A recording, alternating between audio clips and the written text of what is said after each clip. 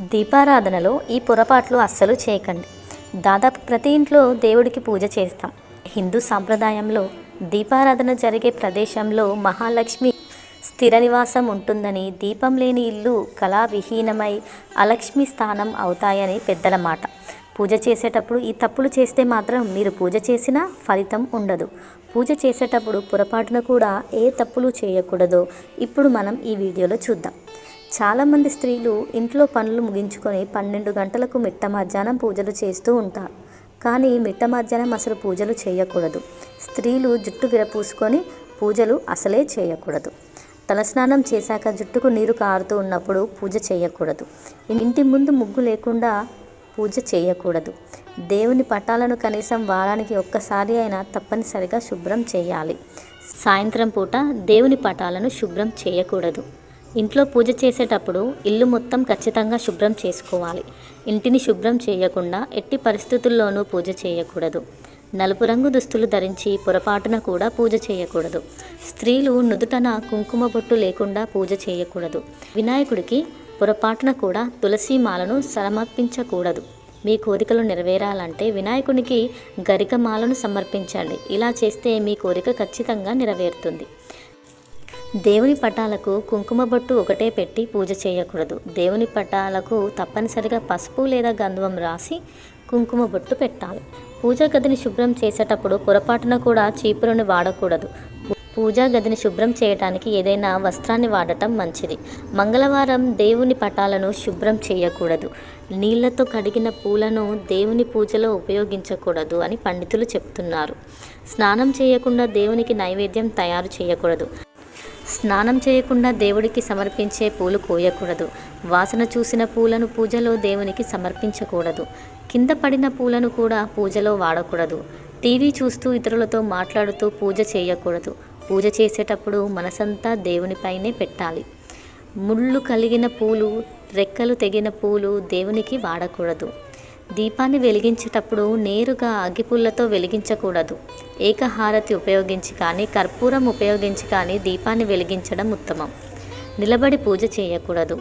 ఇంట్లో పూజ చేసేటప్పుడు నిమ్మకాయ దీపం పెట్టకూడదు. దేవాలయాలలో మాత్రమే నిమ్మకాయ దీపాన్ని పెట్టాలి. దేవుని పూజలో పెట్టిన పూలను ఎండిపోయిన తర్వాత వెంటనే తీసేయాలి.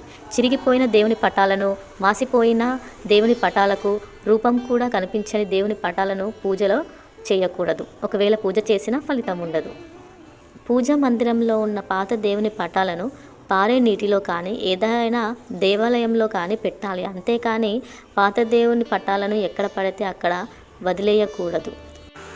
ఉంగరపు వేలితో దేవునికి కుంకుమ బొట్టు పెట్టకూడదు. మధ్య వేలితో మాత్రమే దేవునికి కుంకుమ బొట్టు పెట్టాలి. ఒక్క వత్తితో దీపారాధన చేయకూడదు. వేరుశనగ నూనెతో దీపారాధన చేయకూడదు. దక్షిణ ముఖంగా దీపం వెలిగించకూడదు. అగరుబత్తి దీపారాధన నుండి వెలిగించకూడదు. శివుడికి ఎట్టి పరిస్థితుల్లోనూ ఎర్రటి పుష్పాలను సమర్పించకూడదు. శివునికి పసుపు పూలు సమర్పిస్తే కోరికలు ఖచ్చితంగా నెరవేరుతాయి. దేవుని పటాలను మంగళవారం అలాగే శుక్రవారం శుభ్రం చేయకూడదు. దేవుని పటాలను శనివారం మాత్రమే శుభ్రం చేయాలి. శనివారం పూజ చేసేటప్పుడు బియ్యం పిండితో ప్రమిద చేసి నువ్వుల నూనెతో దీపం వెలిగిస్తే ఆ ఇంటికి చాలా మంచి జరుగుతుంది. చిరిగిన బట్టలు ధరించి పూజ చేయకూడదు అని పండితులు చెబుతున్నారు. ఎందుకంటే చిరిగిన బట్టలు ధరించి పూజ చేస్తే పేదరికం వస్తుంది. స్త్రీలు ప్రమిదలో దీపారాధన చేయకూడదని వేద పండితులు చెబుతున్నారు. దీపారాధన చేసే ప్రమిదను వట్టి నేలపై పెట్టకూడదు. ఇలా చేస్తే దీపాన్ని అగౌరవపరిచినట్లు అవుతుంది. కాబట్టి ప్రమిద కింద తమలపాకు కానీ మందార పువ్వు కానీ ఏదైనా చిన్న ప్లేట్ కానీ తప్పనిసరిగా పెట్టాలి. చాలామంది పూజ చేసేటప్పుడు పూజా మందిరంలో ముగ్గు వేయరు. కానీ మీరు చేసే పూజకు రెట్టింపు ఫలితం లభించాలంటే పూజా మందిరంలో తప్పనిసరిగా ముగ్గు వేయాలి. పూజా మందిరంలో దేవుని పటాలు ఒకదానినొకటి ఎదురుగా ఉండకూడదు. దేవునికి పూజ చేసేటప్పుడు నైవేద్యం పెట్టకుండా పూజ చేయకూడదు. దేవుని పూజలో చిన్న బెల్లమైన దేవునికి నైవేద్యంగా పెట్టాలి. చాలామంది రేపు చేసే పూజ కోసం ఈరోజు సాయంత్రమే దేవుని పటాలను శుభ్రం చేస్తారు. కానీ అలా చేయకూడదు. చాలామంది అగరబత్తులను అలాగే ధూపాలను పొగ రావాలని నోటితో ఊదుతుంటారు. కానీ అలా అస్సలు చేయకూడదు. పూజా సామాగ్రిని శుభ్రం చేయడానికి అలాగే ఇంట్లోని వస్తువులను శుభ్రం చేయడానికి ఒకే సబ్బు వాడకూడదు. దేవుడికి పెట్టే నైవేద్యాన్ని స్టీల్ ప్లేట్లో లేదా ప్లాస్టిక్ ప్లేట్లలో దేవునికి సమర్పించకూడదు. నైవేద్యాన్ని తమలపాకులో పెట్టి దేవునికి సమర్పిస్తే మీకు దేవుని అనుగ్రహం తప్పకుండా లభిస్తుంది.